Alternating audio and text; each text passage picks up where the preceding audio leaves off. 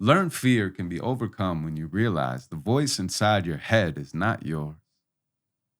It's an imitation of the voices from before, repeating on a loop inside your quiet core, receiving since your youth, when your choices weren't even yours. Perceiving was the proof. But reality has many doors, so why are we still fighting other people's wars? Learned fear can be overcome when you realize the voice inside your head is not yours. It's an imitation of the voices from before, repeating on a loop inside your quiet core, and you can't tell the difference because it sounds the same. But trust me when I tell you, most of what you think is from somebody else's brain. They have us trained, shackled by imaginary chains, imaginary rules for imaginary games, but they don't know the reasons either. So where should we place the blame?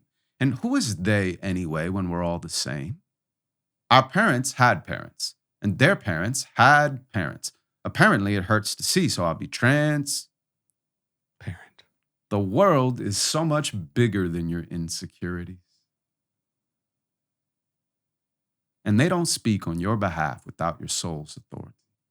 The world is so much bigger than your culture or community, and they don't speak on your behalf without your soul's authority. Because if it's all a story, then nobody else can tell it for me.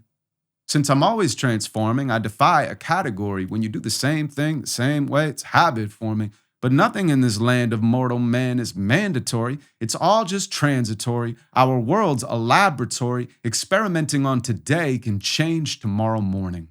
And since matter is mostly empty space, we're in a sea of consciousness where the boundaries got erased. So I stared at my reflection until I couldn't see my face. Then I picked myself and put the flowers in an empty vase. If you came for validation, then you're in the wrong place. The only certain satisfaction is becoming what you've chased, and there's no running from the inner voice. So it's important that you choose, but it's more important that you know you have a choice.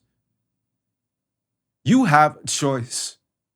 Have you been living someone else's life? You have a voice. Does it haunt you in the dead of night? Would you fly if you weren't convinced to be afraid of heights? And who convinced you anyway? They had no fucking right.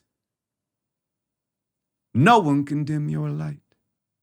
You shine within so bright that you could blind the sun from sight and scare it back into the night. No one can dim your light. I said it twice because you're greater than the circumstances that surround your perfect life. You're not your nature or your nurture. You're a prototype, and if you hone it right, eventually you'll hack your satellite. At first, it's nothing. Then nothing turns into a whisper. Turn the dial, and it gets crisper in your transistor. Wait a while, and the whisper turns into a scream. It overwhelms your system, and you won't know what it means. But pump the volume up, and it can tell you all your dreams. Till pretty soon it's the only voice you'll ever need. Now all you have to do is listen when you want to lead. Your fear disintegrates when you decide to stop, and it's your authentic voice. No matter where you go, it never leaves. And that's God, no matter what religion.